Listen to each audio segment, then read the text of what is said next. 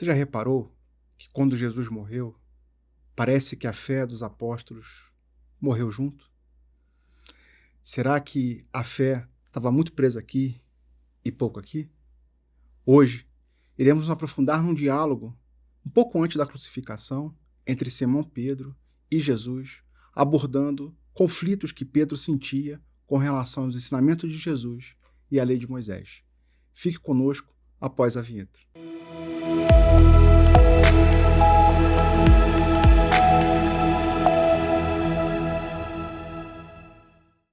Seja muito bem-vindo ao programa Páginas Espíritas da Comunhão Espírita de Brasília.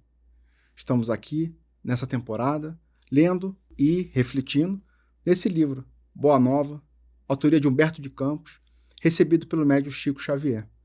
Neste livro, Humberto de Campos traz 30 episódios, 30 momentos da época de Jesus, onde, trazendo bastidores, a gente consegue entender um pouco mais dos ensinamentos de Jesus que reverberam até os dias atuais. É muito interessante que em diversos capítulos a gente se identifica, a gente percebe que as dúvidas dos apóstolos, das pessoas que viviam com Jesus na época, também está até os dias atuais conosco.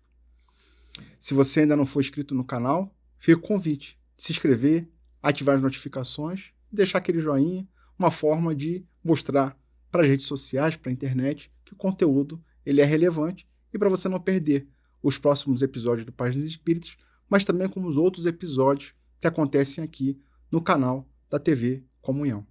Se você por acaso perdeu episódios anteriores, fica o convite de acessar a nossa playlist, onde tem desde a introdução do livro Boa Nova até os últimos capítulos. E hoje nós iremos aprofundar no capítulo 22, que Humberto de Campos chama de A Mulher e a Ressurreição.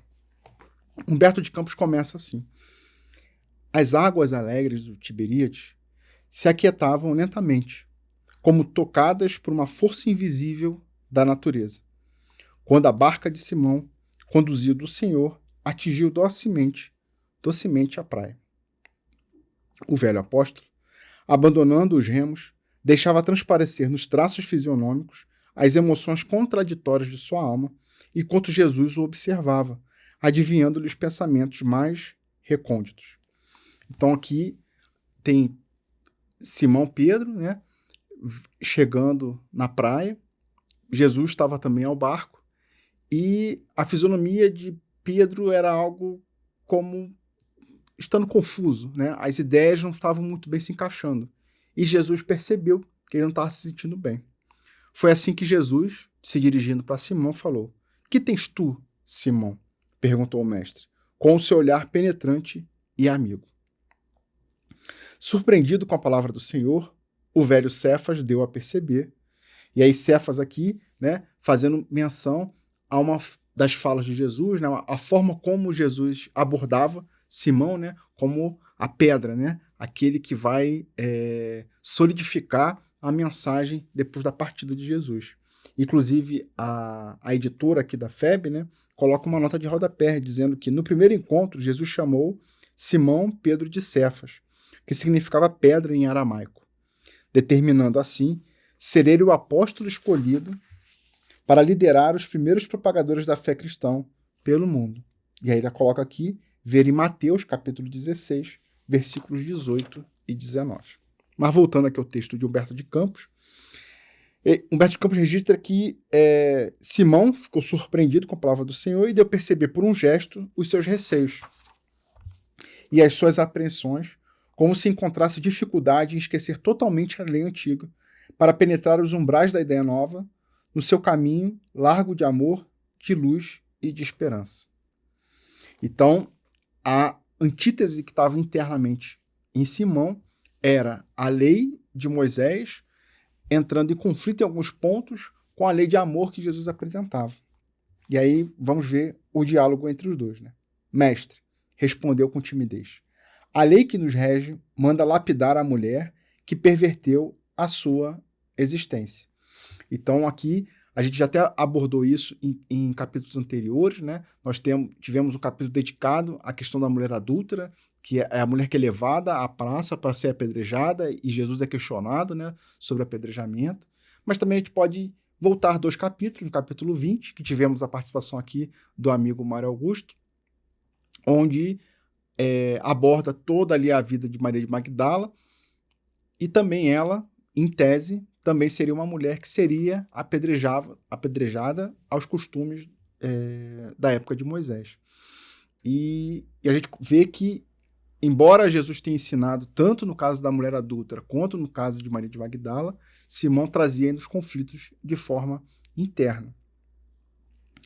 E Humberto de Campos continua registrando, dizendo assim, conhecendo por antecipação o pensamento do pescador e observando seus escrúpulos em lhe atirar uma leve advertência, Jesus respondeu com brandura: quase sempre, Simão, não é a mulher que se perverte a si mesma, é o homem que lhe destrói a vida.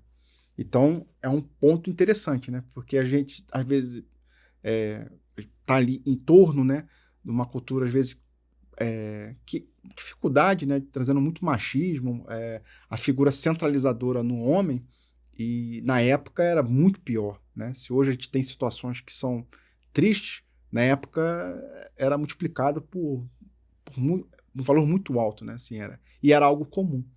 Então, Jesus coloca aqui que você está vendo que a mulher se equivocou, né? Lembrando no caso da mulher adúltera, Jesus não isentou o equívoco que a mulher cometeu, né? Muito menos de Maria de Magdala, mas ele apresenta uma nova proposta, tanto que ela vai falar para a mulher adúltera, né? Vá e não voltes a errar, e não voltes a pecar. Então, apresentando um novo caminho para aquelas mulheres, né? Então, ele não isenta o erro, mas também ele não fica dizendo que está ali condenada. Existem novas oportunidades. E aqui ele vai expandir, né? Jesus vai colocar assim, tá bom, onde que você está vendo que a mulher está se equivocando, quase sempre, né, na maioria das vezes, é o homem que vai destruir a vida, né? Então, existe um homem envolvido no equívoco da mulher. Só que Simão, ele vai contrapor a fala de Jesus. Ele vai falar o seguinte, entretanto, tornou o apóstolo respeitosamente: os nossos legisladores sempre ordenaram severidade e rispidez para com as decaídas. Observando os nossos costumes, Senhor, é que temos por vós, acolhendo tantas meretrizes e mulheres de má vida nas pregações do Tiberíades. Então aqui tem 2 pontos, né? Simão apontando de que os legisladores, né, aqueles que se colocam ali na posição de legislar, né, para o bem-estar da sociedade, sempre condenaram, né, e de forma severa e ríspida, né, de décadas, as mulheres que cometiam, né, esses equívocos. E aí o outro ponto que Simão coloca aqui para Jesus é de que ele está preocupado com Jesus, porque ele é visto, né, em torno dele, coloca aqui meretrizes, mulheres de má vida, e a gente pode ampliar, né, publicanos, que eram os cobradores de impostos, pessoas que não eram benquistas pela sociedade na época, e Jesus ainda assim recebia e andava, né? E a gente pode até ampliar, porque Jesus comia com essas pessoas, né? E embora nos dias atuais talvez isso não seja levado tão a sério, mas na época, né, na cultura da época, o momento da alimentação era um momento muito íntimo, né? Você não comeria ao lado de alguém que você acabou de conhecer, você não comeria ao lado de alguém que você não tivesse tanta intimidade. E Jesus sentar ao lado dessas pessoas, né, tidas de má vida, né, de má índole, e ainda se alimentar, era muito mal visto. A gente tem diversos registros no Evangelho que Jesus é questionado com relação pelos sacerdotes, fariseus, saduceus da época, desse comportamento de Jesus. E aí Simão está preocupado onde que isso vai levar, né? Porque ele está sendo mal visto, né, pela sociedade da época, e o que vão fazer com Jesus? E aí vem a resposta de Jesus, nada temas por mim, Simão, porque eu venho de meu Pai e não devo ter outra vontade a não ser a de cumprir os seus desígnios sábios e misericordiosos. Então, Jesus está tranquilo, falou assim, não precisa se preocupar comigo, porque eu venho de Deus. E está nos desígnios, né? Cumprir, né? Todos os desígnios sábios e a misericórdia. E expandir, né? Essa lei de amor. Assim falou o mestre, cheio de bondade e espairando o olhar compassivo sobre as águas, levemente encrespadas pelo beijo dos ventos do crepúsculo, continuou no misto de energia e doçura. Então, Jesus estava sendo firme e dócil ao mesmo tempo em suas palavras. Ele vai falar assim para Pedro: mas ouve, Pedro, a lei antiga manda apedrejar a mulher que foi pervertida e desamparada pelos homens. Entretanto, também determina que amemos os nossos semelhantes como a nós mesmos. Ou seja, a lei fala para apedrejar, né, quem se perverteu, mas também fala para que amemos uns aos outros como a nós mesmos. E o meu ensino é o cumprimento da lei, pelo amor mais sublime sobre a terra. Poderíamos culpar a fonte quando o animal lhe polui as águas? E aí ele começa a fazer analogias, metáforas do dia a dia para ficar mais entendível, né? Ele fala assim, olha, tem lá um rio. Um animal vai e suja o rio. Seria a fonte daquele rio culpado porque o animal sujou a água? Faz sentido isso? De acordo com a lei, Jesus continua, devemos amar a uma e a outro, seja pela expressão de sua ignorância, seja pelos seus sofrimentos. E o homem é sempre fraco e a mulher sempre sofredora. Então ele volta a reforçar de que quando há o equívoco da mulher, por exemplo, e a mulher está sendo aqui o caso de estudo entre Simão e Jesus, ela não erra sozinha, ela não se equivoca sozinha, né? Existe o homem. Só que ele também não está colocando o homem como alguém que não tem mais solução. Ele fala o seguinte, olha, devemos amar tanto a mulher quanto ao homem que se equivoca, né? Seja porque equivocou por ignorância, seja que se equivocou por sofrimento, né? E o homem normalmente acaba sendo fraco e a mulher sofredora nessa situação. O velho pescador recebia a exortação como um brilho novo nos olhos, como se fora tocado nas fibras mais íntimas do seu espírito. Então, aquelas palavras de Jesus tocaram no íntimo de Simão. Então, ele já estava meio confuso, né, dessa questão da lei mandando apedrejar, e ao mesmo tempo Jesus está convivendo com aquelas pessoas que pela lei seriam apedrejadas, e Jesus não está condenando ao apedrejamento. E Jesus começa a colocar uma outra perspectiva, né, a perspectiva do amor. E aí ele vai continuar questionando Jesus. Vai falar o seguinte, ó, mestre, retrucou altamente surpreendido. Vossa palavra é da revelação divina. Então, ele reconhece que Jesus está falando, né, em nome de Deus. Inclusive, no capítulo anterior, que é o capítulo 21, a gente aborda muito isso, né? Inclusive, numa dos diálogos de Simão com Jesus, ele dizendo, né, que Jesus era o filho, né, filho de Deus enviado, né, para que fosse modificado toda a vida. Né? Então, ele reconhece que Jesus é o enviado. Aqui ele volta a reforçar essa ideia. E aí ele vai perguntar para Jesus, quereis dizer, então, que a mulher é superior ao homem na sua missão terrestre? Ou seja, ele estava vendo ali Simão, né, pela lei mosaica, como a mulher... Só que a mulher se equivoca, o homem não faz parte. E Jesus está falando assim, olha, calma aí. Normalmente, né, quase sempre, a mulher que se perde, o homem é que vai destruir a sua vida. Ele volta aqui dizendo que o homem é fraco e a mulher que é sofredora. Então ele começa a fazer a conclusão, assim, poxa, então a mulher é superior ao homem? É isso que Jesus está querendo dizer? E aí vamos ver a resposta de Jesus. Uma e outra são iguais perante Deus. Esclareceu Cristo amorosamente. E as tarefas de ambos se equilibram no caminho da vida, completando-se perfeitamente para que haja, em todas as ocasiões, o mais santo respeito mútuo. Então, ele coloca em situação de igualdade, tanto o homem quanto a mulher. Isso é algo praticado normalmente, né, nos dias atuais, mas como eu falei no começo do episódio, na época, assim, ainda que seja hoje, né, colocado de forma aberta, a gente vê situações de dificuldade de ser aplicado, né? E naquela época, isso não era nem cogitado, né? Não era nem cogitado você colocar homem e mulher em pé de igualdade. E Jesus já se antecipa nessa necessidade que, perante Deus, os dois são iguais. E os dois têm atribuições diferentes. É nesse ponto que Jesus vai se aprofundar. Ele vai falar o seguinte, ó: precisamos considerar, todavia, que a mulher recebeu a sagrada missão da vida. Então, perante Deus são iguais, só que ele coloca a mulher como uma missão mais importante e acaba sendo primordial para todos nós, né? Que é a missão da vida. É a missão de gerar uma vida dentro do seu próprio corpo. É algo que o homem não tem essa possibilidade. Então, essa possibilidade, né, essa missão que permite, né, a mulher gerar uma vida dentro de si, torna a mulher um pouco diferente. Vamos tentar entender melhor isso. Tendo avançado mais do que seu companheiro na estrada do sentimento, está por isso mais perto de Deus, que muitas vezes lhe toma o coração por instrumento de suas mensagens, cheia de sabedoria e de misericórdia. Então, a questão é o seguinte: homem e mulher são iguais perante Deus, só que essa missão da maternidade, que é permitida à mulher, torna ela mais próxima de Deus. Porque o homem, se a gente for ver na estrutura, ele tende a ser mais racional, né? Mais fixo no seu dia a dia. E a mulher tende a ser mais ligada à questão do sentimento.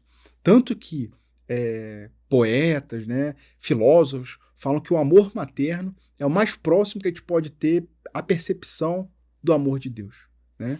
O amor que fala-se muito em ágape, né? Aquele amor incondicional, sem interesse, né? Então a gente vê ali, é lógico que vão ter exceções, né? Não é toda mãe que vai agir dessa forma, mas vemos de forma quase que, em sua maioria, aquele amor vindo de mãe desinteresseiro.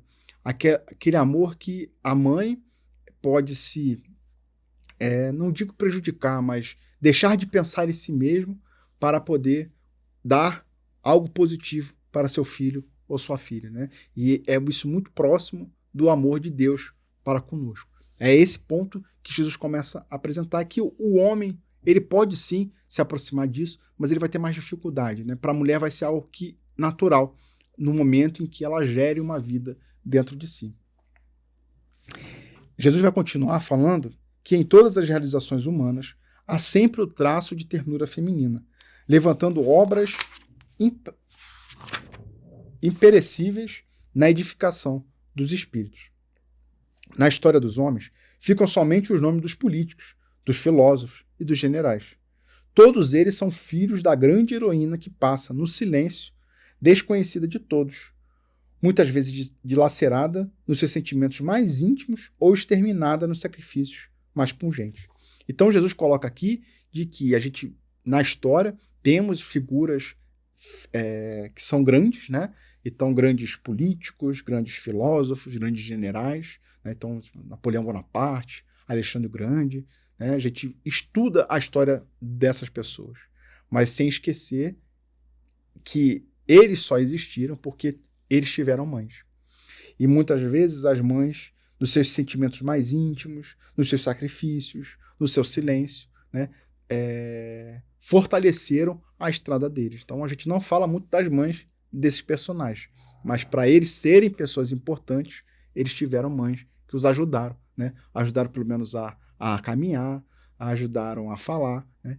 Interessante, inclusive, que tem até uma música, né? Que fala, pensando em Maria, né? Exaltando a figura de Maria, e aborda isso, né? Maria que fez Jesus caminhar, Maria que ensinou Jesus a falar, né? Maria que deu ali os primeiros passos para Jesus, né? Na missão que ele veio cumprir. Então, assim, essa importância da figura materna diante da humanidade, que nem sempre é valorizada.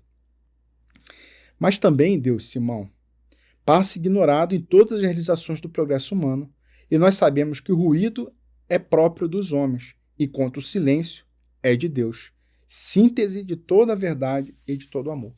Então, Jesus já finaliza essa fala já fazendo um gancho para com a figura de Deus. A mãe é muitas vezes ignorada, assim como Deus também é ignorado. Então, às vezes, o homem conquista coisas grandiosas e ignora que Deus está ali permeando, né? A gente nunca está sozinho. Então, a gente recebe intuições, pensamentos para poder fazer algo diferente. Então, a espiritualidade está nos auxiliando, né, em nome de Deus, para que ajudemos na evolução do mundo. E a humanidade, em algumas situações, acaba ignorando essa participação de Deus no progresso, na lei do progresso. E aí fala que o homem faz muito barulho, muito ruído, né, que é próprio dos homens. Assim, e Deus age em silêncio. E assim como a mãe também muitas vezes age em silêncio. Então ele começa a fazer uma analogia do amor materno, né, da mãe para com seu filho e a sua filha, assim como o amor de Deus para conosco que também somos seus filhos. E Jesus continua: por isso, as mulheres mais desventuradas ainda possuem no coração o germe divino, para a redenção da humanidade inteira. Seu sentimento de ternura e humildade será em todos os tempos o grande roteiro para a iluminação do mundo, porque sem o tesouro do sentimento, todas as obras da razão humana podem parecer como um castelo de falsos esplendores. Então Jesus volta a fazer o comparativo, né, ancorando os homens com a razão e as mulheres com o sentimento. Então, de nada adianta criar castelos baseados na razão se não tiver junto, né? É por isso que em diversas reflexões no Espiritismo, né, é muito baseado em um texto de Emmanuel, fala que o espírito ele vai evoluir, né, vai construir suas asas baseado em duas asas, né? Vai construir sua evolução baseada em duas asas. Uma da emoção, do sentimento, e outra do conhecimento e da razão. Só que elas não vão andar sozinhas. A gente ora precisa um pouco mais de razão, ora um pouco mais de emoção. E o Espiritismo, inclusive, vai se aprofundar apontando que a espiritualidade, né, nos esclarece que o espírito não tem o sexo como a gente vê na matéria, né? Então, se houver necessidade do espírito ter uma experiência como homem, ele virá para ser mais racional, mas se ele estiver muito racional e precisar ter uma experiência mais emotiva, ele vai ter uma experiência no corpo feminino. Porque o objetivo principal é que o espírito conduza tanto essa evolução na parte intelectual, mas também na parte do sentimento. E é o equilíbrio, né, que toda a evolução se permeia, e é esse ponto que Jesus está trazendo a reflexão aqui nesse diálogo. Humberto de Campos registra que Simão Pedro ouviu o mestre, tomado de profundo enlevo e santificado fervor admirativo. Então, ele estava ali admirado com essas reflexões que Jesus estava trazendo, né, para o seu entendimento.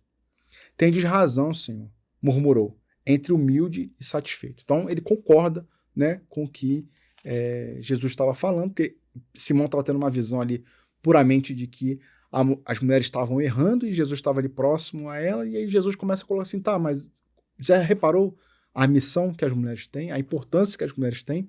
E aí começa a trazer uma outra perspectiva para Simão. E é engraçado que, assim, nesse ponto, Simão meio que dá, entre aspas, como derrotado. Assim, ó, você tem razão, senhor, né? Então eu entendi, né, que eu estava tendo uma visão equivocada e o senhor está certo, né, nesse ponto de vista. E a resposta de Jesus não é dizer assim, é isso aí, eu estou certo, você está errado e vida que segue. Não. Jesus vai trazer Simão para junto do seu próprio coração, né? Olha só o que Jesus vai falar. Ó. Sim, Pedro, temos razão. Né? Não é eu tenho razão, nós temos razão. Replicou Jesus com bondade. E será ainda a mulher que buscaremos confiar a missão mais sublime na construção evangélica dentro dos corações, no supremo esforço de iluminar o mundo.